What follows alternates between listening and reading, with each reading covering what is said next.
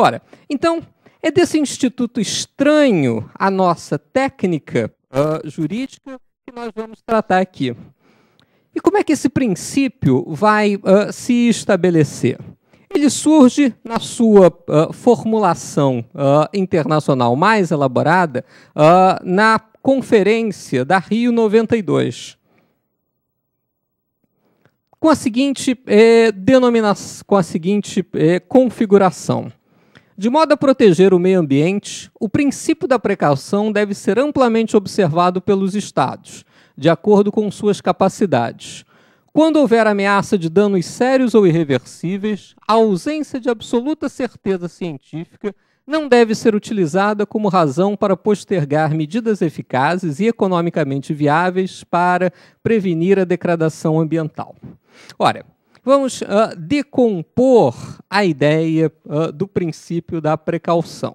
Ora, então, a primeira questão é a questão da intensidade da tutela jurídica. Ora, a tutela jurídica é uma tutela não absoluta, como na ideia de direito, mas uma tutela estabelecida a partir dos meios necessários para com que cada Estado faça essa proteção. Ou seja, Estados menos estruturados terão uma proteção mais débil, Estados mais estruturados terão uma proteção mais efetiva. Basta a ameaça hipotética, porém plausível, de danos graves ou irreversíveis para justificar a intervenção, não sendo necessário a sua configuração concreta ou temporalmente provável. Ora, então aqui eu tenho uma outra definição que o direito vai ter que esclarecer. O que é ameaça hipotética, porém plausível, de danos graves ou irreversíveis? Ora, o que é essa hipótese de dano? Como é que ela se configura? Como é que ela se estabelece? Quais são os limites pelos quais eu vou poder fazer a indenização para que eu não indenize a fantasia, para que eu não indenize o pânico das pessoas, para que eu não indenize algo que não deva ser indenizado. Então, o direito vai ter que dar conta disso. Não se exige a certeza científica absoluta da determinação do dano plausível, mas tão somente que este, dentro do conjunto de conhecimentos científicos na ocasião disponível, possa legitimamente se apresentar como potencialmente danoso. Ora, eu vou buscar em cada decisão judicial exatamente a certeza científica. É por isso que um juiz vai se assessorar de um assistente técnico nas questões rigidamente técnicas, para que ele tenha a maior certeza possível daquilo que ele está a decidir. Um exame de investigação de paternidade, ele vai me dar um grau de certeza absoluto sobre quem é o pai da criança, exatamente pela perfeição técnica daquela determinação, pelo grau de determinação que eles estabelecem, 99% de certeza. Ora, aqui eu vou ter que decidir uma coisa que ninguém sabe qual é. Uma certeza científica, uma situação na qual não existe certeza científica. Mas mesmo assim, eu devo decidir, mesmo assim, eu devo estabelecer um parâmetro aplicável. Ora, quando eu posso fazer isso e quando eu não posso? Medidas econômicas a serem adotadas para prevenir a degradação ambiental que sejam compatíveis com outras considerações societárias do desenvolvimento econômico. Ora, quais são essas medidas? Como é que eu faço essa configuração?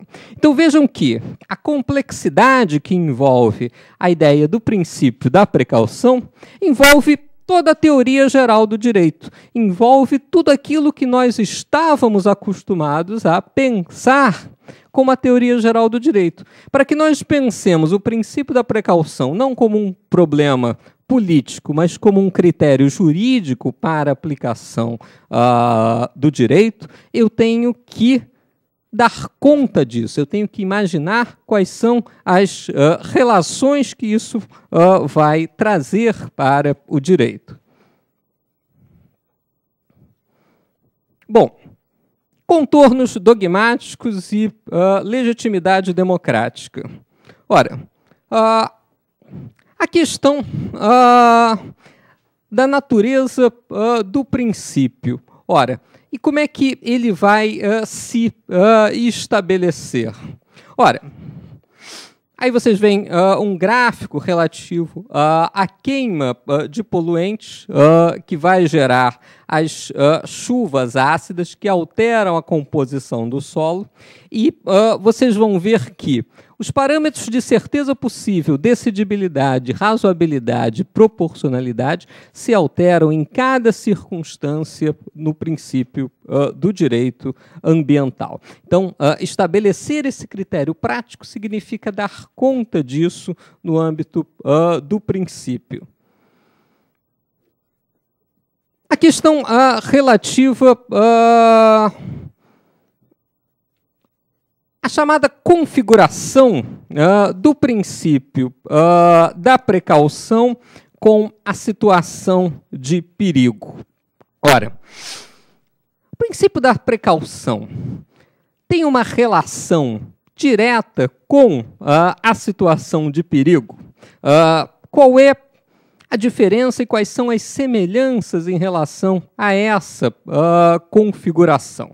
Ora, técnica moderna do direito penal, muito criticada pelas chamadas teorias garantistas, vão estabelecer que, numa sociedade de riscos, numa sociedade que produz riscos como produz mercadorias, eu devo fazer um gerenciamento desses riscos.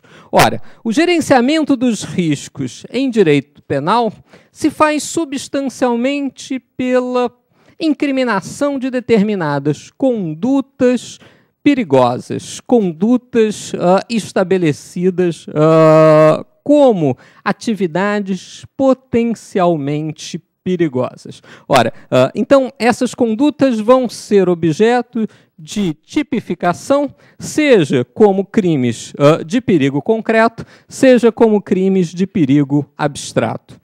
E um dos grandes exemplos dessa forma de tipificação, ora, se eu estou tipificando condutas, eu também estou tipificando pessoas, né? Então, aquilo que alguns doutrinadores vão chamar do direito penal do inimigo, né? Quais são as classes perigosas, quais são aquelas que praticam condutas perigosas, já no célebre artigo do professor Klaus Roxin. Que tipo de conduta eu estou tratando e quais são as características dessas condutas? Vejam a situação de perigo abstrato prevista no artigo 55 da Lei 9605 de 98.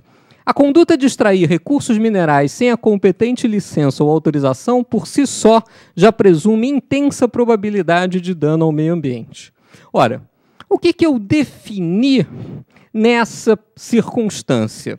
Eu defini que esse tipo de conduta, abstratamente considerada, é capaz de estabelecer um dano potencial e provável ao meio ambiente. Ora, eu tenho certeza absoluta que esse tipo de conduta levará a um dano ao meio ambiente. Por que eu tenho essa certeza? Porque em várias situações anteriores, onde eu me defrontei com essa situação, eu tenho provado que aquela circunstância acarretou um dano. Mesma coisa naquelas ou naqueles chamados crimes de perigo concreto em que nós temos configurada a chamada certeza do dano. Temos configurada que aquela situação, uma vez ocorrida, vai levar a uma situação de dano.